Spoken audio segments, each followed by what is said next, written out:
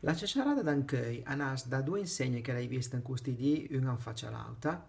a Galareto, in provincia d'Ast. La prima è un'insegna del negozi e la seconda è in cartelli pubblicitari da una compagnia teatro piemontese. I butterei suta perché spesso veghi. Allora, l'insegna del il negozio si chiama La Cadla Vista. Il problema, come spesso capita con gli iscritti e gli insegni in piemontese, è che è sbagliato, contiene di errori. Allora, il problema è che io non dico scrivi in piemontese, su non è obbligato, ma se lo fuma, che è una cosa bellissima, molto ben bella, aventa che lo fa su pida binca spöl, noi dobbiamo scrivi in piemontese, pida binca spöl, dobbiamo non scrivi in maniera baravantana, come una smia, inventando di caratteri, si robe sia, non è una cosa bella questa, dobbiamo scrivi da bin. La seconda è una compagnia teatrale di sia che si chiama Ed veli che la conta, ed piova massaia.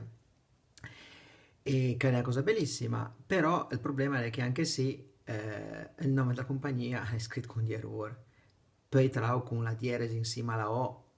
per scrivere la U, e conta,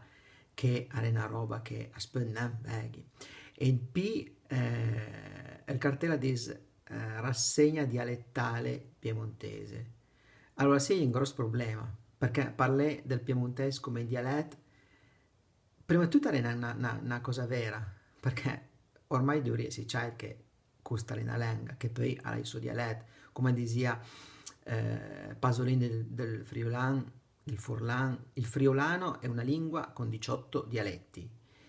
La stessa roba del piemontese, che magari non è disdotto, ma avrà 50 o 6 ne vai, ma comunque ha tanti dialetti, come per esempio il mio dialetto chiarese, il dialetto del piemontese, sono le chair. Ma parlando del piemontese, soprattutto per chi lavora con il piemontese, lavora tra virgolette, nel senso che certamente ha ricavato di soldi da non fa, lo fa per passione, però per diffondere il piemontese, quindi con quella responsabilità del piemontese, dove si sa che noi parliamo una lingua e non un dialetto, e anche se noi dobbiamo scrivere più da binca spöl, sono importanti perché altrimenti dobbiamo proprio l'impressione che la nostra lingua sia un dialetto, ma ormai a dove si c'è dobbiamo sapere lo che è un dialetto non è neanche, questa sia la lingua piemontese, persone che dobbiamo scrivere più da binca spöl.